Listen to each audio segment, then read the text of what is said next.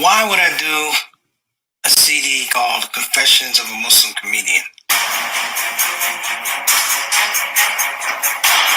And that was the idea of bringing entertainment to Muslims, for Muslims, about Muslims, but for everybody.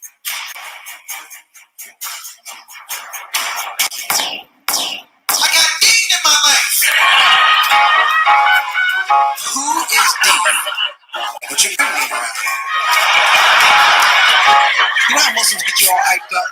Like, brother, you ready to be Muslim? I said, yeah. He said, you know what that means? I said, tell me, brother. He said, you ready to give up the swine? I said, yes, sir. I'm giving up the swine. He said, are you ready to give up the alcohol? I said, yes, sir. I'm ready to give up the alcohol. He said, you ready to give up the women? I said, yes, sir. I'm ready to give up the alcohol.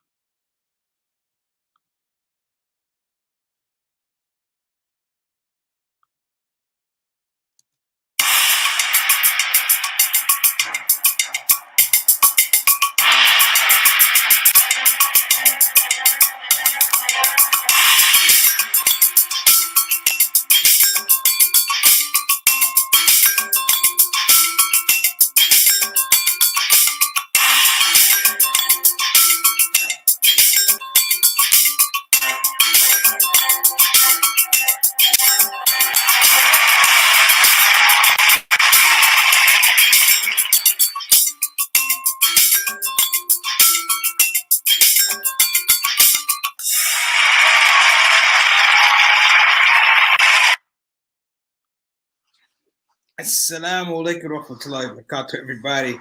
I'm Preacher Moss, host of the SOS the Shout Out Show. For those of you who are the regular show, Shout Out Show fans, family, soldiers, I just wanted to run the new opening patch. I hope you guys like it. It's my first time actually putting on the show. I've been excited about it. Like I said, we're making some changes headed into 2021, and that is one of them. I believe that the Shout Out Show family and soldiers deserve a new opening. You're classy people. I need to give you a classy opening. So, as we begin to upgrade the show, by the will of Allah subhanahu wa ta'ala, hopefully we can upgrade the experiences as well. Got some people in the queue already. Alhamdulillah. We have, of course, we have our consultant producer, Sister Sultana Whitfield, who will be presenting this Saturday, brothers. This is on the Saturday shot, on the Saturday spotlight. She has her guest. She's going to be sending that over to me. I'm looking forward to actually seeing in that show and sitting in the back and enjoying watching her be successful. And I hope all of you will join in on Saturday to watch her be successful, because that's a big part of what we do. Sister Ree, how you doing? Sis, you coming back? What, tomorrow? Do you need a ride from the airport? Let me know. I got you hooked up. You and Derek and Juwan got you guys hooked up, so don't go get anything to eat. It's on me when you come back. Now, I'm glad you like the opening. I might even run it at the end, get a little bit more opinions. Brother Altaf, coming all the way from Toronto, man, how do you do it, brother? I mean, how do you do it? This is probably the easiest you ever got to. You don't have to show your passport, you don't have to fill out any paperwork. We appreciate you coming as always. Sister Ika, all the way in, checking in from Indonesia, coming out of that early morning Fajr. I don't know if you prayed or not, or if you have. Either way, we appreciate it, man. We really appreciate it. So my topic today is a really not a simple topic. I was discussing this with somebody, and we were talking about how, in some regards, our behavior, our attitudes create mental work for other people. Our behavior, attitudes create mental work for other people. And one of the categories of demographics we talked about was really about our kids. Our children. So the show today, the more better theme right now is, particularly on a Monday, is check on the kids. You know, there's a lot of things going on with elections, a lot of things going on with politics, a lot of things going on with health. There are a lot of things going on with finances and jobs and things like that in world politics. But there's nothing that is more important than the geopolitics and the relationship that you have with your children. And what I've found, and I can be guilty of, is sometimes we wear the stress on our faces. Like we wear the stress of the world on our faces. Like we watch way too much television. Television doesn't give inspiration. Television gives titillation. Television is designed for you to watch more TV. And as you watch more TV and as you take in more knowledge, more information, and there's an argument also between knowledge and information. And I'm not going to have that on that show. I have somebody who's going to talk about it, hopefully. But it's interesting because we have become a large base of we're consumers, but our consumption is so high. And one of the reasons I feel like our consumption is so high because there's a space that goes, well, if you're not going to tell the truth, what are you going to do? If you're not going to say the truth, why should I listen to you? But then you have a generation of people, I would say over the last 3-4 years, a generation of people who have developed this nomenclature whereby they don't listen. Like for me, if I had to be a child, and anybody can jump in here, if I had to be a child right now, growing up, and I want to say since the beginning of the Obama years, let's say when Obama took office up till now, so we're saying essentially 12 years old, I would be confused as a child. Because in one aspect of leadership, you did have that idea that there's some type of accountability for what you do and what you say. And then you turn over, after 8 years, you turn over to a situation where people don't value the truth. Now, in schools, education, if you will, there's always a thing, and this comes, and you already know this. There's a vast disconnect with schools in terms of how schools are funded. Schools that get the talented teachers, schools that get the resources, and it's interesting because that's society right now. How we get our education, how our children get educated. I love this guy. He's actually from Toronto. Malcolm Gladwell talked about education in this way. He said, imagine that there's a school where the kids are super motivated to learn, right? They're super motivated to learn. The teachers are fighting to be able to teach at this school. The parents are doing everything they can to get their children into school. The waiting list to get into school is a mile long, and the school has the top resources, the top teachers, they're internationally known, they get all the funding they want and request, they're model school. You have that school, and then what's left?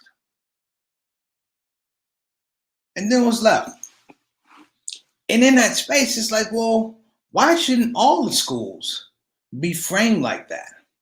Why shouldn't all our institutions of education be framed like that? One of the things and I spoke to this yesterday, I was doing my project. One of the things that hit me yesterday was the fact that, for this curriculum I was doing, I started having flashbacks when I was a teacher. And I want to say, yes, parents, be careful how you wear your emotions on your sleeve when you're dealing with your kids. But here's a secret. Teachers are human too. And what's happening is teachers are weighing their emotions on their faces. In these Zoom rooms, these chat rooms, even when they go to school, there's still this irrepressible thought that I could get sick. I could go home and infect my own family. But I need this work. I need this money. And some people I love the kids. The kids are counting on me, which is a beautiful thought. So let me welcome Sister Rabina. I thank you so much, Sister Rabina. Oh, wait, we got to make two for my daughter. Make dua for my daughter today. School exam, dua's up. Remember, dua's up. Kids win, we all win. But there's a thing that they're not talking about in the news, which is the burnout of the teachers. Most teachers are family people. So they have a school family, and then they have their own family. And what's happened is this whole thing of being at home has not allowed for the disconnect. It doesn't allow for kids to sit back and breathe. It doesn't allow for the teachers to rejuvenate and refresh themselves. And as a result, there is a burnout going on. There was a report that recently came out that a high number of kids are getting failing grades as opposed to being in this prolonged aspect of distance learning or virtual learning and all that type of stuff. And what they didn't say is they didn't give a breakdown of the numbers. Now, I know, and I don't want to say it, but I know that in the inner city, underprivileged kids, minority kids, black and brown kids are not getting the best of instruction. And I can tell you why they're not getting the best instruction. They don't have the best resources. A lot of them do not have the strong Wi-Fi that's required. They don't have the strong computers that's required. And also, this whole thing has restructured what the family unit looks like in crisis. Children who've been used to mommy going to work, daddy going to work, mommy and daddy going to work, grandma going to work, or grandma being home. They've watched people have to assume roles that they really weren't thinking they were going to have to do. It's something accustomed to like your grandmother who's worked hard, retired, all the kids are gone on to do things, they have their own family. Then a child comes back and brings their family. And that grandparent now has to readjust what they thought their life was going to be after they retired or after their kids left. They readjust that the empty nest is not empty anymore. And when I say check on the kids, I just don't mean the little kids. I need to clarify that. I don't mean the little kids. I mean kids in general, children, yes, one's in school. But check this out. I think we need to be checking on our own little inner child. That little kid inside of us who wants to say, I want to believe in the system, I want to believe in the world. And now that child doubts. The little one has doubts, brothers and sisters. And I'm saying, you know what, for all of us, I just went through the thing where I lost my big brother. I'm not ashamed to say that. It hurt. I'm not ashamed to say that when the news came down, it really, really hit me. I cried like a newborn, because family means a lot. Family means a lot. And this COVID situation was tough because you couldn't be there. Just because of the regulations and the protocols for social distancing and health requirements. So you couldn't be there. I couldn't be there for my brother. But the thing that maybe pulled me through was the fact that I could connect on that little part, that little kid that said, you know what? In that situation, we had a great time. We had an awesome time. And I'm going to ask everybody, if you have children or not, dig down deep and make sure you check on the little kid inside of you. You check on the kid down the street too, and the child in your house, but check on the little kid inside of you, because you know what? That little goofy kid that's not so tied into the misfortune and dysfunction of the world is what your kids really tie into. The silly moments, the goofy moments, the things you laugh at with your child you're not supposed to laugh at, those are solid gold. And you don't want to lose that, brothers and sisters. You don't want it to be a situation whereby you can't tap into that. And I saw that this election cycle. Yesterday's talk was, can we heal yet? And for a lot of people, they can't heal. They can't heal yet. They might not heal for a while. You know what? Because that little kid inside of them is gone. That little something that said, despite what the world is, I still like when somebody slips on ice. I like when somebody walks into a door. I like silliness, foolishness. You know what? The things that allow us, brothers and sisters, to just hold on for a little bit. When you think about it, with your friends, your long-term friends, what do you guys reflect on? You reflect on what? Childhood memories. And you expand childhood memories up to when you got married. They're all childhood memories. If it happened in the past, we're going to categorize them somehow as childhood memories because they bring about a certain amount of giddiness, if you will. And I'm saying, people, embrace or find and embrace the giddiness. Check on the kids. Check on your kids, your inner child. The one that said, you know what? I'm going to believe just a bit because the world needs you to believe in something. Now, let me get back to the kids in the classroom. They need our help. A lot of kids, and let me say this and be very, very sparing with my words. A lot of kids don't know what's going on now. We're teaching them civics, we're teaching them religion, we're teaching them law, the government, and they can turn on the television and realize that it's not tangible. That the laws and the government and all that stuff they talk about, that it is highly conceptual. It's a great idea, but right now it's not being executed. And sadly, there are some situations, scenarios where children at a very young age have something inside of them that's broken. Oh, there you go. Sister Rabina said the little kid inside of me is too wild and he won't ever leave. Yeah, yeah. You gotta indulge that inner child, brothers and sisters. Because that's what kids see.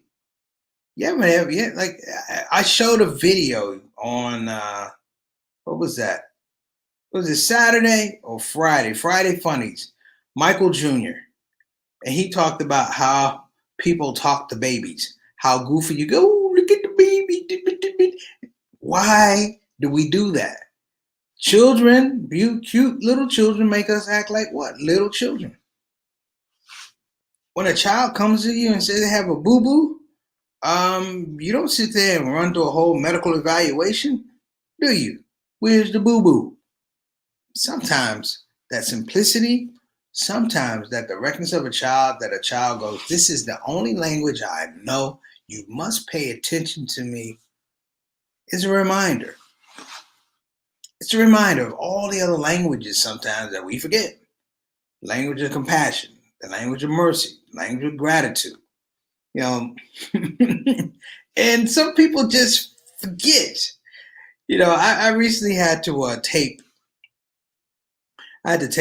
pre-tape a comedy performance for an upcoming event. They didn't want me to do it live. They wanted me to do it, and I guess they're going to press play, whatever. And I sent it to them, and the person who was running it said, oh, I really enjoyed it. And I got a text from the sister. God bless her. He goes, well, we saw it, and it was, you seemed tired after this joke, and, it was more conversational than it was funny, and we're used to this and that and that. And I was like, well, you want me to do it over? She goes, yeah, what'd you do? I'm like, lady, I'm a comedian. Honey, we get paid for the attempt, dear sister. We don't get paid whether you like it. We get paid for the attempt. But something inside of me made me laugh because it was so goofy. I was like, I'm not going to argue the politics of it. I'm actually going to consider going back and doing it. Well, you just want some goofy, I'll give you some goofy stuff because maybe that's what you need. Maybe that's the thing that's going to make you feel just a little bit better. Maybe the political jokes, people laugh at them, but I understand something about political jokes. Political jokes don't make kids laugh. Things that make kids laugh are the things that make them feel good, but it also is things that they feel is accessible. To be able to tell a joke that a parent likes, a grandparent likes, and a child likes is just the greatest feeling in the world. To see a child repeat the joke and annoy the parent and the grandparent is a baraka. That's a blessing from Allah subhanahu wa ta'ala. And yet, here we sit, and I can think about some of the shows that we've had some heavy shows, particularly for me being a comedian. We had some heavy shows, but there were topics that needed to be discussed. And I want to thank everyone here on the show, anyone that's ever watched the show, for allowing me to express those things. Because I think sometimes people think, oh, you're a comedian, you're funny all the time. You're funny. Well, I'm not a clown, I'm a comedian. I have feelings, I have thoughts, and it's great for me to come here and just get some things off the shoulder, get some things off my mind that allow me in the proper place and time to tell the jokes and make you guys laugh, make the kids laugh. And sometimes, it's not a rare thing, but I don't value it as much as I could because I'm not doing as much. Sisters, family jokes make children laugh. Yeah, yeah. I mean, family functions used to make us laugh as a kid. My aunt Maxine, God bless her, she could drink a whole bottle of gallon wine, like a whole big thing. And we used to have. Sorry, I'm talking about drinking references, but it was funny. And we watch her drink this thing of gallon wine, and she would fall asleep. And she would have a glass of wine, and the water would tip all the way to the lip, and she would just hold it for like 4 or 5 hours. And we kids were just in awe of how she never spilled that last little bit of wine. And then she would wake up, fully attentive, and drink it and go about her business. That was funny. Now, some of you are going, well, your aunt's alcoholic. I'm not saying that. What I'm saying was, as a kid, these things were funny. They amused us. And we're in a world that's so constricted right now. Like, if I laugh, you have to approve of it. Or if you laugh, your group has to approve of it. And it's like there's just no freeness in some regards for us to be able to truly enjoy ourselves. And that's the thing that I worry about with our kids, that they don't have that freeness. They don't have the opportunity to be spontaneous, if you will, to be a little goofy, to be a little, all of us went to school and we had, the concept of a class clown. Everybody here knows that the idea of a class clown was not that the class clown was a clown. He just needed to be seen, or she just needed to be seen. And as a teacher, we always accounted for the class clown.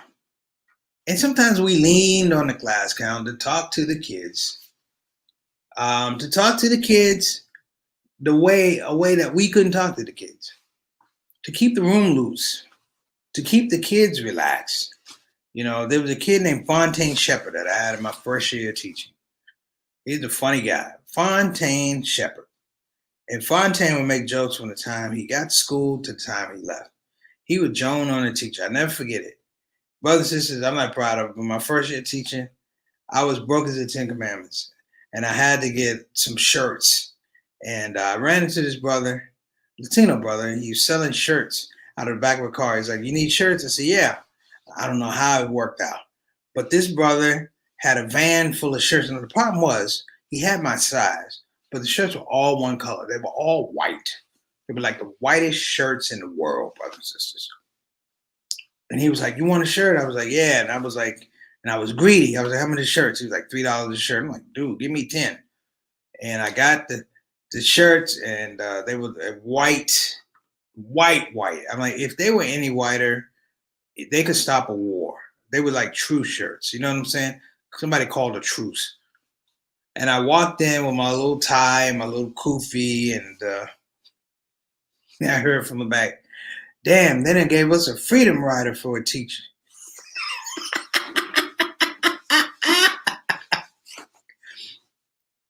Now, immediately, I'm like, I'm going to have to correct him. And then I thought about it. And I closed my eyes and I said, probably from his vantage point, I do look like a freedom rider. But here's what I really appreciated. Not that he called me that, but somehow, some way, someone had introduced him to the idea that there were things called freedom riders. Nobody actually likes getting called a freedom rider, but I mean, it made sense. And I appreciated it. And I leaned on Fontaine throughout my first year of teaching, which was extremely difficult to keep the class loose at times. Because sometimes his frivolity, if you will, his cutting jokes, his ribs and his Jones, as we used to call them, they were just enough to keep the class relaxed. We moved away from anxiety. And as time would go on, I would give him time to tell jokes. And we would tell jokes. We would go at one another. You're not supposed to talk about kids, but I talk about kids. I don't care. But my point is, Fontaine Shepherd, wherever you are, I don't know if you are still in Milwaukee or wherever you are, I just want to say thank you. Because Fontaine Shepherd reminded me, brothers and sisters, that there was a little child inside of myself, even as a teacher. And as I grew to appreciate the little child, I brought him to school just like all the other kids came to school. And we engaged and we interacted. And, it was a beautiful thing. And I just want to make the case here that I hope all of you, my brothers and sisters, remember that little child. Because the little child inside of you has a lot to do with the little child that is looking at you. I don't mean as a parent, that's one grade a child. That's your child. But kids around the world, kids in your neighborhood, and they talk. Kids talk. It's not like, psychotherapy, but kids talk. And the anxiety is out there. I feel it and it's palpable. But what I ask is that even though that it's out there and it's palpable, it doesn't mean that it's hopeless. Think about this and I'll let you go. Let's construct a child that's happy, that's well educated, that's spiritually grounded, that's protected, that's inspired, and then you have everything else. Just like the school. We want to have the best for our kids. We want to have the best for our children. I don't say my child, I say our children. Because we're all, creations of God. And I believe that if we can mold a few things, if we can change a few things. Oh, Sister Rabina, Fontaine Shepherd sounds like a 1940 movie star. Yeah, he thought he was a star, Sister Rabina. I don't know how he's doing. I maybe I'll get on and do a search sometime. I haven't researched my students in quite a while. Jeremy Clark and Freddie Lewis and folks like that. But I'm gonna check it out. But I want to end this on a thing. Really, really clear, really, really short. Embrace that child. Check on the kids in your house, the kids in your neighborhood, the kid inside of you. The kids in the house, the kids in the neighborhood, the kids inside of you. And in closing, don't be afraid to pull out your Fontaine Shepherd.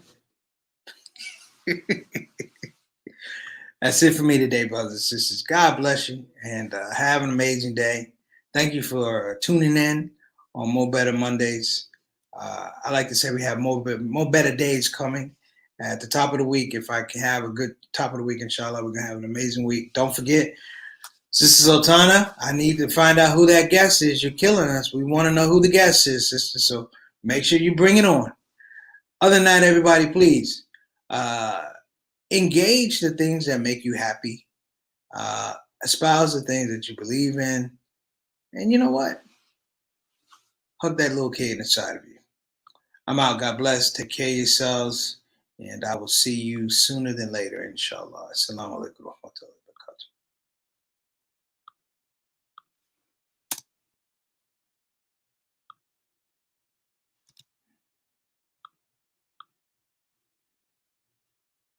Hey everybody, this is your brother Preacher Moss. Listen, I hope that you enjoyed your Shout Out Show experience. We'll be back with the next Shout Out Show. A simple ask before you go, please help your brother out.